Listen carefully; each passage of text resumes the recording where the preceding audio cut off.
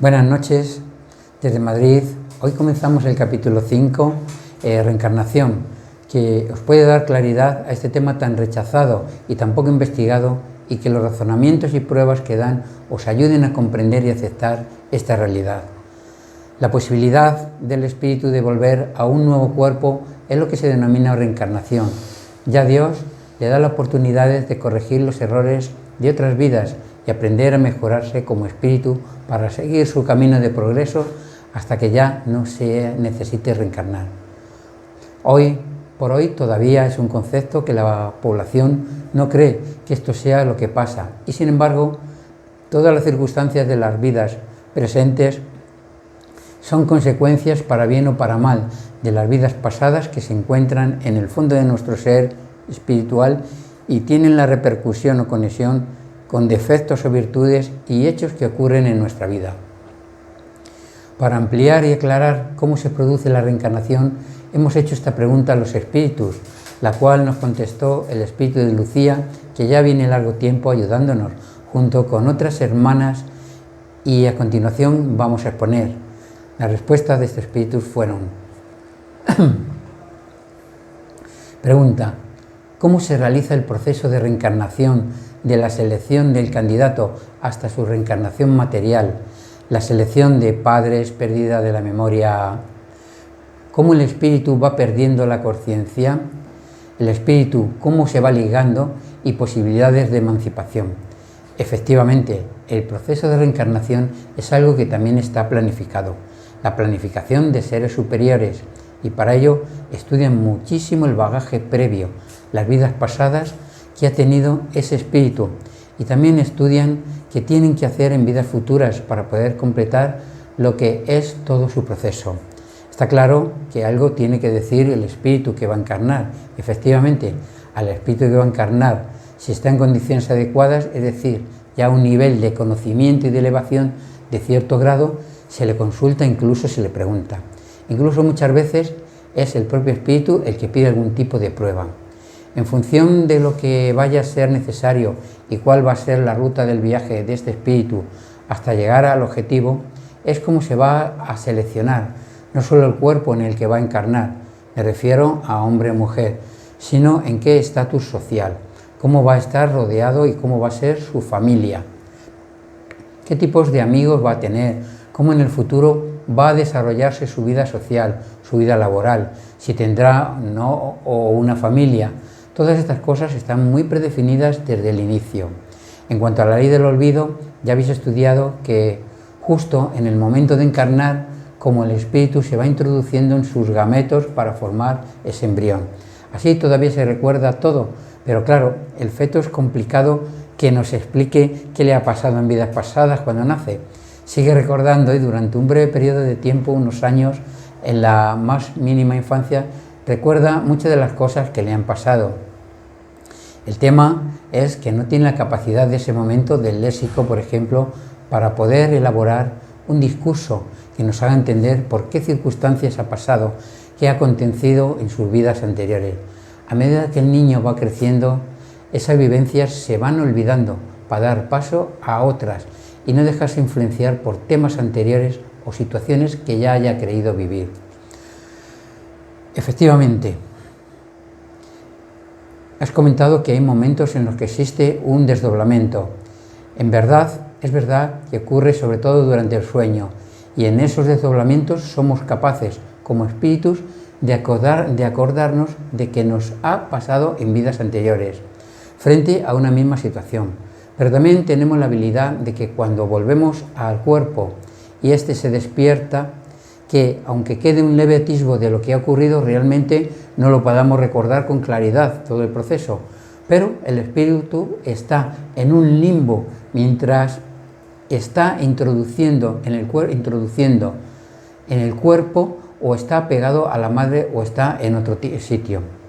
Está pegado a la madre, se va acercando hacia lo que va a ser su progenitora, la que va a llevar durante unos meses, y se van creando unos vínculos que son importantísimos para que se lleve a cabo un buen desarrollo, no solo físico, sino también de expresión futura para ese espíritu. Pero efectivamente se acerca se pega, decimos nosotros, al espíritu materno, no al cuerpo, sino al espíritu. ¿Y si es una madre de alquiler? Pero el sentimiento de cuál de las madres es, pues de la madre que lo va a criar. Por eso el espíritu se acerca al de la madre que lo va a adoptar.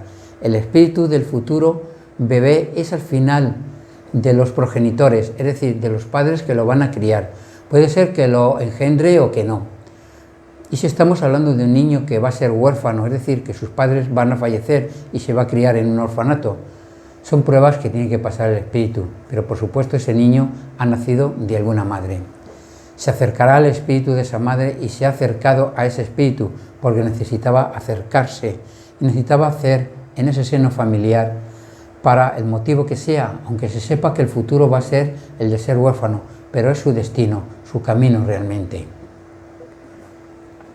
Con esta comunicación que nos dieron los espíritus, terminamos la explicación sobre la reencarnación y continuamos con el tema pluralidad de existencias. Una vez vista la realidad de la reencarnación, vemos que la pluralidad de existencias tiene el fin de corregirse, evolucionar y prepararse para la siguiente, pero para ello necesitamos la ley del olvido, de tal forma que no reconocemos los momentos vividos anteriores, pero nos dejan la prueba de determinadas intuiciones, inteligencia, tendencias o buenas, malas, y esto nos ayudará a ver cuáles son nuestros defectos para corregir. Estas preguntas nos ayudarán a reflexionar sobre la pluralidad de existencias. ¿Por qué el alma manifiesta actitudes tan diversas e independientes de las ideas adquiridas por la educación? ¿De dónde proviene la actitud extranormal de ciertos niños de cierta edad para tal arte o ciencia, mientras otros no pasan de ser incapaces o mediocres durante toda la vida? ¿De dónde proceden las ideas innatas o intuitivas de unos, de las cuales carecen otros? ¿O de dónde se originan en ciertos niños esos instintos precoces de vicios o virtudes, esos sentimientos innatos de dignidad o de bajeza que contrastan con el medio en que han nacido? ¿Por qué, haciendo abstracción de la educación, están más adelantados unos hombres que otros? ¿O por qué hay salvajes y hombres civilizados? Si adoptáis a un niño hotentote recién nacido y lo educáis en los mejores colegios, ¿haréis de él algún día un Laplace o un Newton? Como vemos, las respuestas a estas preguntas y otras muchas que no podemos exponer por falta de tiempo, solo pasan por aceptar la realidad de la pluralidad de vidas sucesivas, donde en cada una el espíritu ha desarrollado virtudes y defectos, moralidad, inteligencia, hasta la total depuración, donde ya no tendrá que reencarnar en un cuerpo. Y sin este progreso sucesivo de vidas tras vidas, siempre estaríamos al principio. Kardec le pregunta a los espíritus: ¿cómo puede acabar de purificarse el alma que no ha alcanzado la perfección durante la vida corporal? Y contestan: sufriendo la prueba de una nueva existencia. ¿El alma tiene, pues, muchas existencias? Sí, todos tenemos muchas existencias. Los que dicen lo contrario quieren teneros en la ignorancia en que ellos están. Su deseo no es otro. En cada nueva existencia el espíritu da un paso en el camino del progreso y cuando se despoja de todas sus impurezas no necesita de la vida corporal. El número de encarnaciones es ilimitado, tantas veces como sea necesario, siendo menor en aquel que progrese más rápido. Si la suerte de los hombres quedase irrevocablemente decidida después de la muerte, Dios no habría pesado las acciones de todos con la misma balanza, ni los habría tratado con imparcialidad. ¿Cuál es el objeto de la reencarnación? Expiación y mejoramiento progresivo de la humanidad. ¿Dónde estaría sin eso la justicia? ¿En el mismo número? ¿Es el mismo número de encarnaciones para todos los espíritus? No, porque el que progresa rápidamente se evita pruebas. ¿Cómo quieres que sean las encarnaciones sucesivas? Son siempre muy numerosas porque el progreso es casi infinito. Pero la reencarnación tiene sus finalidades, que son expiación, las vamos a poner, expiación, una, reparación, dos, aprendizaje y elevación. ¿Continuamos? Bueno, cambiando de tema, finalidades de la reencarnación. La expiación sirve para sufrir las consecuencias que hizo pasar a otros, y su duración depende del tiempo marcado por la espiritualidad y a su vez les sirve de progreso y aprendizaje.